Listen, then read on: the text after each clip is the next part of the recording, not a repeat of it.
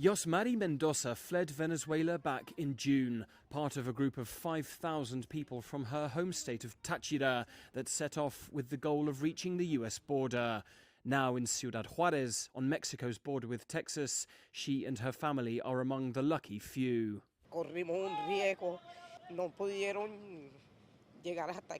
We took a big risk and many didn't make it. People died on the way here. Mothers, children, entire families. There was one group that was kidnapped. We saw a lot of death along the way.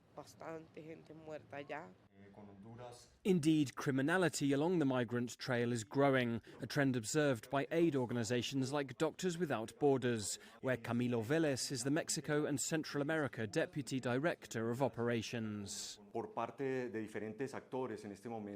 Different criminal groups are currently operating among migrant populations. We hear reports of numerous cases of extortion, kidnappings, sexual violence, all along the migrant route. In Juarez, a town that has long struggled with violence, migrants also have to contend with organized crime. As US enforcement clamps down, Mexican cartels are increasingly controlling the backdoor routes into the country, a trend studied by Oscar Rodriguez of the Northern Border College, this town's leading university. Migrants attempting to cross the border on their own will find it very difficult. Criminal groups are very powerful throughout the border region, and migrants who have not paid for the right to cross at parts of the border controlled by criminals can lose their lives. This growing lawlessness on the migrant trail is having long-term impacts for refugees who are already facing hardships. The impacts are very serious, particularly when it comes to mental health. We have seen suicides and worsening instances of domestic violence resulting from these experiences.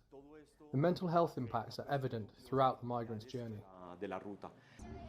For Yosmari, she can only wait and hope the risks have been worth it.